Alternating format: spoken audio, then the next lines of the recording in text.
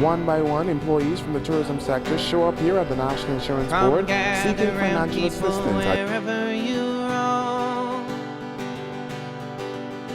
and admit that the waters around you have grown, except that soon you'll be drenched to the bone. If your time to you is worth saving, then you'd better start swimming or you'll sink like a stone, for the times they are a-changing. Come writers and critics who prophesize with your pen, and keep your eyes wide, the chance won't come again. And don't speak too soon, for the wheel's still in spin. There's no telling who that it's naming, for the loser now will be later to win, for the times they are a-changing. Welcome to the New Economy. What's next? I have two guests today, Tristan Douglas and Daryl Hilton from Island Sauce, and we're going to be talking about business and business from international business. So stay tuned. So we're going to be talking about net exports and how that affects Bahamian businesses, foreign reserves, and foreign direct investment. So there are three players to this puzzle. There's the Bahamian business, there's the foreign customers, and then there's suppliers. What we're defining here as a Bahamian business is any company that does any production and creates value on Bahamian soil. So how it works is foreign customer wants to buy a product or service, and that can be a physical good or a digital good, and they pay into the Bahamian business, and then the Bahamian business delivers that good or service. So a Bahamian business, in turn, in order to create value, has to get supplies. And so there's a payout to purchase those supplies, and then there's consequential delivery of those supplies. Net exports is simply payment in minus payment out. And because payments are done in international business in US dollars, it means US dollars in, US dollars out. If that in minus the out is positive, the foreign reserves go up. And if it's negative, the foreign reserves go down. Where does foreign direct investment and local investment come in? Investors, both local and abroad, are looking for businesses with a growth opportunity. There's opportunity to grow and expand their operations, and they need financing to do so. When I interview practitioners in the field, I'll always ask them the question, where are your pain points? Pain points simply means where's the friction? Where do they rub up against government, processes, etc. Don't take anything that the guest says as an attack or a criticism, but it is a reality. And like a doctor diagnoses the problem and then has to go and prescribe a solution. So I invite all policymakers, as you hear these things, not to take them as criticism, but as a way of helping to diagnose and treat the patient, which is Bahamian business. Gentlemen, welcome to the show. How are you guys doing? Great, thanks for having me. I'm doing good. It's a pleasure to be here. Thank you for joining. Yeah, well, why don't we start by talking about, what it is that you guys do at Island Sauce? At Island Sauce, we're a barbecue sauce company. Not just barbecue sauce, but a Caribbean sauce company. And it's a group of gentlemen that we all came together with the idea.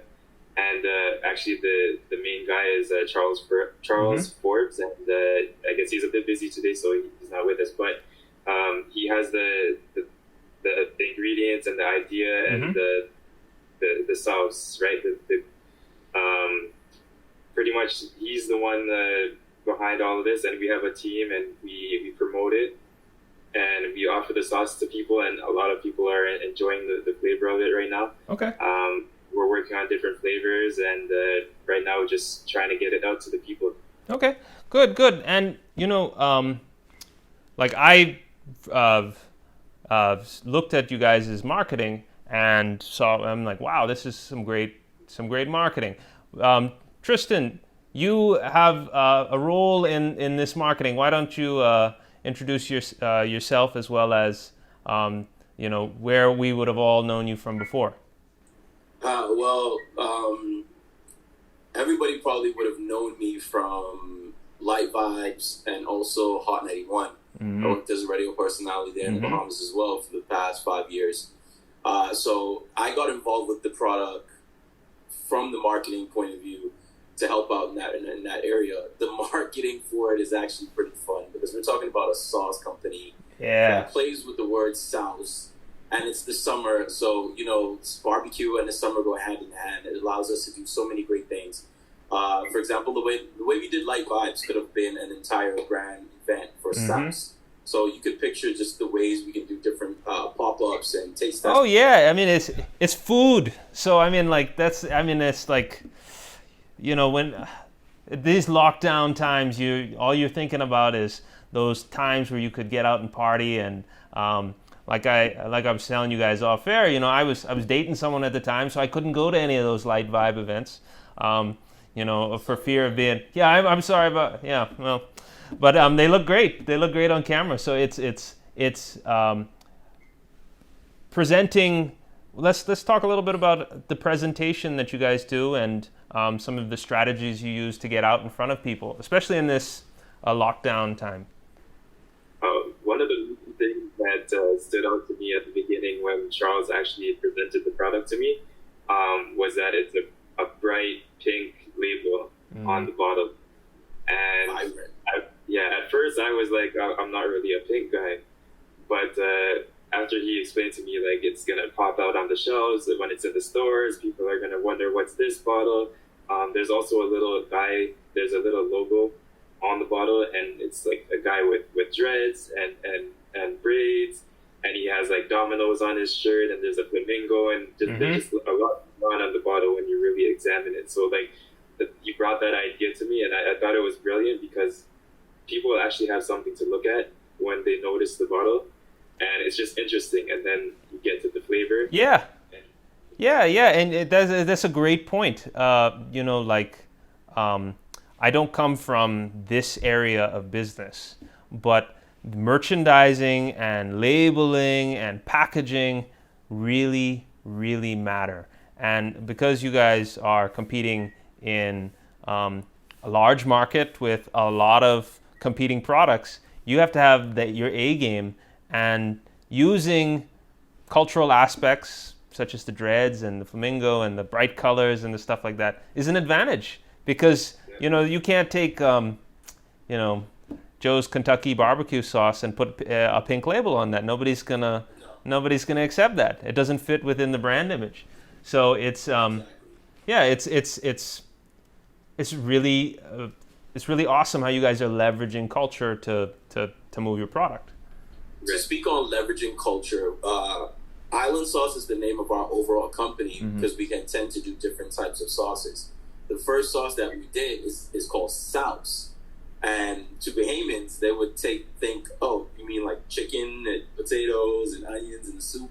No, we actually decided to play with the name Sauce because, and if you go to our Instagram and you check out any of the marketing that we post, we actually do pop-ups where we ask people to pronounce Sauce and for people to try and tell us what they think Sauce means. So a lot of people actually think we're just speaking like we're from down south in like Georgia or Tennessee or New Orleans, saying sauce, like you got that sauce. But what we are saying is sauce, but it just plays with the name Sauce in so many different ways that we were just like, you know what? Let's mess with the market. Let's have some fun with a Bahamian word, and let's give it a whole new meaning. Yeah, and it's how you monetize culture. That's how you do it. You take something that you have, something that's a little familiar, a little unique. You guys can position yourselves because, like, let's be honest, someone that's not from the islands and doesn't look like us cannot use that strategy for marketing. It's inauthentic. Well, they wouldn't know where to start, but it's even if they knew, it's inauthentic. And so, I think that's a very good positioning for you guys in your brand. Because I don't want to say anything that'll get me in trouble, but some some people need some different flavors on their food. Some of their food is not as flavorful as our food. So, you know, it all ties back together. We'll be right back after a short message from our sponsor. At ArrowAC, we understand that for businesses to grow, they need capital to hire staff, buy equipment, and fuel innovative ideas. We support this process by using technology, years of business acumen, and a world-class team to get business the investment they need to get to the next level. If you are a business owner and need between $100,000 and $3 million, contact us today. We will schedule a meeting over the phone or video chat. Get on the path to your dreams. ArrowAC, dream bigger. So yeah, this past year has been crazy. The UK has left. The outbreak is very high risk. Emergency order. That the Dow will drop. The job loss numbers staggering. Retail traders are cashing in. Join me on The New Economy. There I interview innovators, technologists, financiers, and business people on what's next in the new economy. Season 2, every Tuesday and Thursday at 9 p.m. on our TV. With a really nice image. So I want to commend you guys on doing that. Why don't you guys, shifting gears a little bit, why don't you guys talk a little bit about how you got into this, as well as where you're at, and then we'll move on to talking a little bit about some of the business. Because when I interview people on the ground, I like to talk a little bit about business processes, etc. So, but first yourselves and how you got into this. Well, Darryl, you were part of it before me, right? I came on board a little bit after. What was it like before I got on, Darryl? Well, actually, Charles approached me with the idea. He said, "Oh, we have some business to talk about," and we just met up at a coffee shop, and he got me to sign an NDA and everything. But it's part of it. Yeah, but the reason is because my mom actually owns a Jamaican restaurant that she opened last year, and it's in Cambridge, and it's doing really well. And I think just being involved with the process of starting it up, Charles saw me as somebody who he should connect with and build with this type of business. So we started working on it. We're also making the sauce in the shop as well. And selling it in the shop, on the barbecue chicken. That's what we're using the sauce strictly. From the very beginning, I've just been there, and Charles has been really the main guy. He's really organized, and we hold weekly meetings and work together, and we all put our ideas together, and just it becomes something amazing. That's great. And it's a great story because it's. People, in order to do business of any size, you have to get beyond the fact that it's just going to be a one-man band, and it's if it's a big, people want the whole thing for themselves. You're not going to get the whole thing yourself. That's how opportunity works. If it's big enough, you have to bring people on, and you meet in a coffee shop. He had the whole idea, and he knew exactly who to involve for what reasons. He had people that were at the top of his mind. So I think that's exactly where Tristan came in when it came to the marketing. Yeah. I'd be looking to poach him if you guys didn't take him. Because no, but go on, Tristan. Charles kind of he popped up. We were playing dominoes at a friend's house, and my friend was like, "Yo, this is Charles. This is who I wanted you to meet. He's another Bahamian. He's been living here in Canada for years, and he has this idea." He didn't want to share too much with me, but again, he just was he threw the NDA. He's like, "I need you to sign this." I don't know what it is with him and NDAs. I mean, they're important. I mean, truth is they don't hold up in law, but it's a brotherly contract. It's definitely more serious after you sign something like that. So, yeah. So I knew it was something serious that he wanted me to be involved with. It wasn't just some idea. It was an actual plan and something he had in motion. So, I signed it, met up with him, and immediately everything clicked. It made complete sense to me.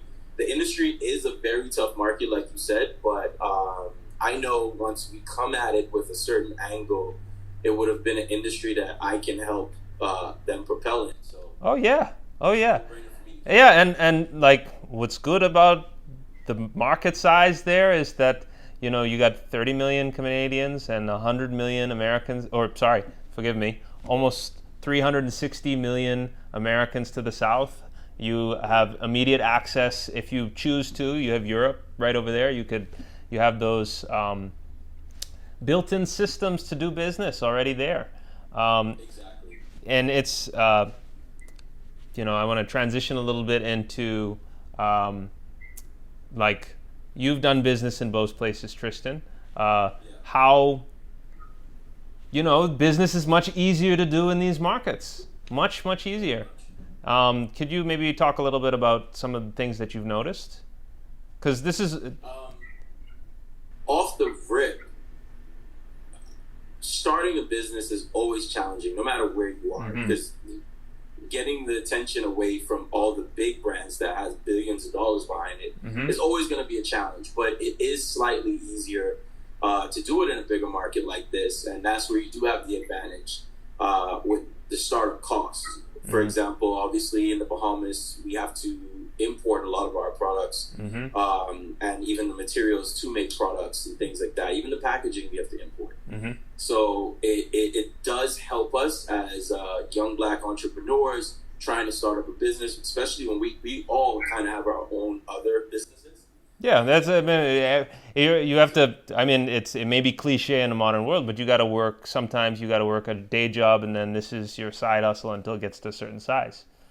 So that's the reality of business. Diversify yourself. I know this is the reality, and anyone who's been on that entrepreneurial grind knows that. For doing something like this in the island is when it comes down to getting your product right, you have to pretty much fly things in, and then that comes with costs, that comes with expenses, and that's really what I think before people even get started makes them want to quit or not even try. So it does create a roadblock for a lot of people, especially I can tell you family members that friends that were for years telling themselves they couldn't do something because they just seen what it would cost to even try and get that idea off the ground. No, it's. I mean, and that's smart of them too.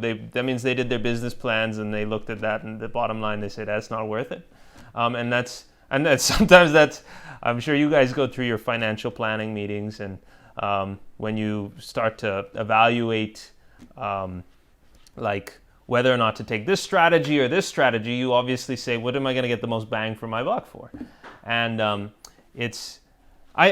just saying these things so that people, my viewers watching, can understand that business is very complicated, and you have to make the mundane things easy to do. Otherwise, the mundane things meaning setting up a bank account, getting incorporated, getting to start playing shouldn't take forever in a day. You should be able to just set up and then start operating then, because like I say, you need to be focused on the marketing. Darren, you sound like you're more of the strategic person. You need to be focused on strategy and your other obligations as defined under the company. You don't need to be worried about whether or not you're going to get paid or if that money is going to come in. You just need to know that the credit card is going to go through. And if it doesn't go through, make sure you don't send the product out before. I think making it easy for people to buy the products is really important, right? Like they know where to put their credit card information, and like sometimes somebody might just have technical difficulties and forget about the wholesale, especially with e-commerce. So if you have a website and it's simple, I'm guilty of that myself, where that buyer's remorse hit me right at the point where the page crashed, and I said, this is the good Lord saying to me, you're not supposed to have this. Let me wait. But you don't need that when you're on the business end. You need that to go through. You need it to be almost thoughtless. What are some of the strategies? Now that we're talking about the business, what are some of the strategies you guys have? I know we brushed on it a little bit with the events, but in terms of in food, businesses especially, distribution is very important. There's marketing, distribution. What are some of those strategies that you guys are working? Well, right now, we actually split up that responsibilities throughout our team. We don't have a, like Daryl, you working with sales more than I am, but I'm also assisting them with sales by us having a list of places we want to target. And that could be restaurants that are selling food or stores that are selling products. So we put together a gift box, per se, to pop up at these stores, pop up at these restaurants, and gift them with a bottle of sauce along with some of our branded, like we have aprons and tongs to pick up food, different things like that. Everything that you need for some sauce, right? Yeah. So we're going around popping up to those stores and giving them this package so they can try the sauce. Some of the chefs are actually cooking with it, and then we're following up with them and having these conversations once they already had the sauce and we're able to taste it and try it. Yeah, and that's awesome. That's an awesome grassroots strategy because while the big money may be in the distribute, getting to the getting a large superstore to buy, cases and cases and cases every month. But in order to get there, you first have to show, and I'm sure you guys are collecting your data and collecting your things. You have to show that the market really wants this. We'll be right back after a short message from our sponsor. Think direct ownership of the Bahamian pie isn't for you? Think again. At Arawak X, we believe in the ingenuity of the Bahamian people. These times are uncertain and unprecedented, but we know that in every crisis there is an opportunity to add value to people's lives. To this, we understand that new businesses will be formed and old ideas whose time has finally come will be realized. We see this in industries long been ignored by traditional financial services and by society at large. Particularly in our digital businesses, agribusiness, fishing, manufacturing, and even new touristic ventures.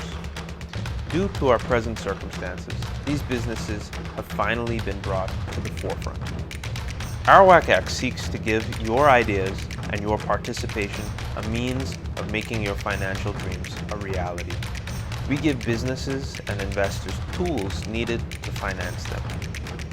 Business is a complicated thing, with many moving and changing parts that often require multidisciplinary teams to turn ideas into reality. While no one can truly say which businesses will make it and thrive and which will not, there are certain formulaic traits that successful businesses have. This is why we here at Arawak X place such a high emphasis on corporate governance and the structure it brings to give companies the best chance at growth and expansion. Arawak X operates a regulated and financially inclusive platform that combines modern technology with best practices and a world-class team to bring together businesses and investors at every level, allowing wider participation in ownership of companies. So here's how it works. Investors, both foreign and local, individual and institutional, can view offerings and directly invest into these companies. We have spent several years and invested greatly in our staff and technology processes. We are doing this by greatly expanding the ease of investment. In other words, people will be able to participate in promising new ventures for as little as $50. The ethos of our institution is that of financial inclusion. And in this spirit, we ourselves will be a publicly traded company. In these next few months, as we roll out our platform, know that we view ourselves as an integral part of a wider societal change, the change that brings ownership, opportunity to everyone. We are pleased to work with our partners in industry, government, civil society, and the people in making the Bahamas the best little nation on this planet. As a first step, we have put together a free online course, the Intelligent Bahamian Investor Masterclass, that will give you some of the basics to investing. This can be found at invest242.com. Arawak X, dream bigger. that there's a customer base for it, as well as you have to, and the better you can make that following, that grassroots following, also gives you a lot more leverage in terms of negotiating power with these groups. So it's I love grassroots marketing. I think it is the way to go, especially in times like this, hard times, because people are going to remember things like that. So if who are you gonna go with? The faceless, the faceless multinational conglomerate, or you guys? I mean, that's friendly and smiling. Just to add to that, to be honest, I pay attention to the way the market is evolving.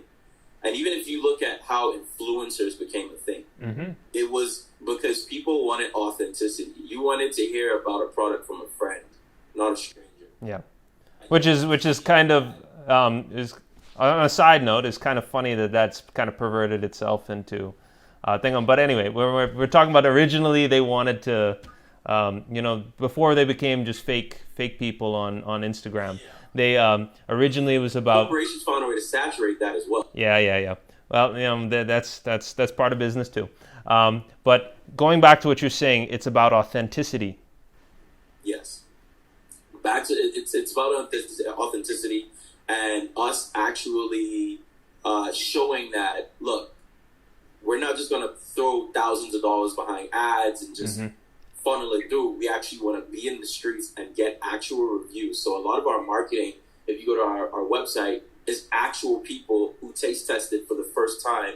And we, instead of paying someone to open it up on their Instagram, which people are doing on their own. No, yeah, that's part of it. But we're talking strategy now. We're talking. So literally getting that groundwork and covering, hitting parks, hitting beaches, popping up on block parties. For example, up here there's an area called Kensington Market that we are planning to do a pop-up at. It's a very popular street. There's a lot of vendors selling products and from all sorts. We're talking about jewelry down to people selling their own honey. And funny, there's actually a street called Nassau Street in Kensington Market. We are going to do some pop-ups there just so we can continue to get that face-to-face with our customers so they can give us these reviews and we can actually create content so people can see that real people are enjoying the sauce and we're not just, forcing it onto shelves. At the end of the day, business is about adding value to people's lives.